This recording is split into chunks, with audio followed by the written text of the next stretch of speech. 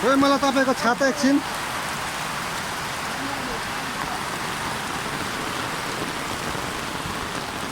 मेरो सामान भिजिसकेको हो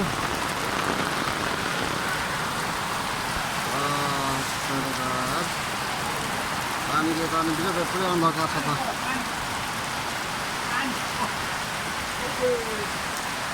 पुरै अन्धकार अब 7:30 बजेको समय होला पानी परेर एकदम बिजोग भएको छ यो चाहिँ बिहानको समय है धरनको अवस्था अहिले यस्तो छ एकदमै अँध्यारो छ